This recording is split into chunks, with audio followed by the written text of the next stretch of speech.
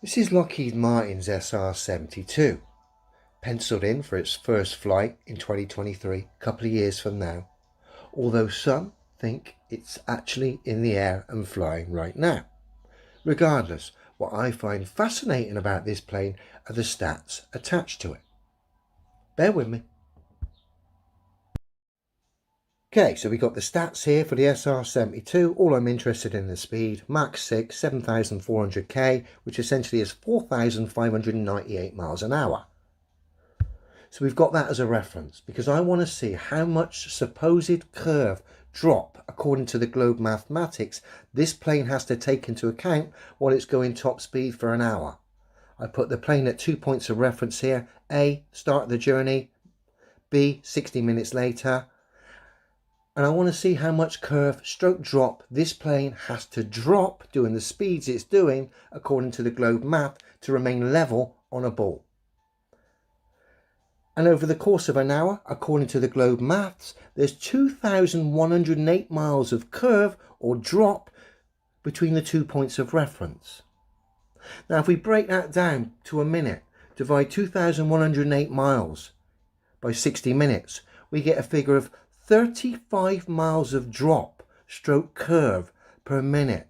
So whoever's going to be sat in that plane, if the earth was a ball and they were going full speed, they'd have to drop 35 miles per minute to stay level on a ball, which is obviously ludicrous. No plane could put up with those stresses. Let's just break it down to a second.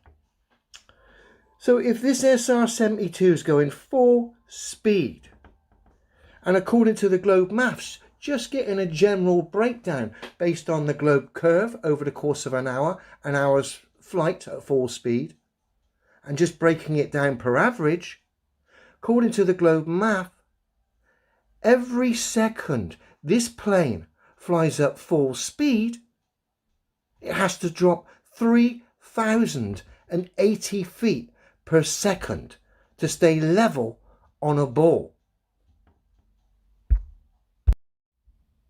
Now that's clearly ridiculous. As illustrated here, looking at the London Shard, that plane would need to drop the height of the London Shard, well, 3 London Shards stacked on top of each other. It would have to drop that height every second according to globe mathematics to stay level on a ball, which is clearly ridiculous. All planes, as we know, fly across a level plane. Common sense tells us that. Demonstrable reality tells us that. And of course, when we apply fast planes and their spec to the globe mathematics, every fast plane on Earth tells us the globe's ridiculous. And it's going to get even worse now with this article. If that wasn't bad enough, the SR-72 having to drop 3 London Shards in height per second, check this out. Now, as if that wasn't bad enough, the latest news coming out of Lockheed Martin regarding the SR-72 just makes it even worse. Lockheed Martin confirms the SR-72, son of Blackbird, will reach anywhere in the world in 1 hour. Just scroll down. The SR-72 is expected to reach speeds over 14,500 miles an hour. Wow! I'm curious to know how much globe Earth curve stroke drop the SR-72 will have to encounter doing those supposed speeds travelling across the Earth. Should we have a look? Bear with me.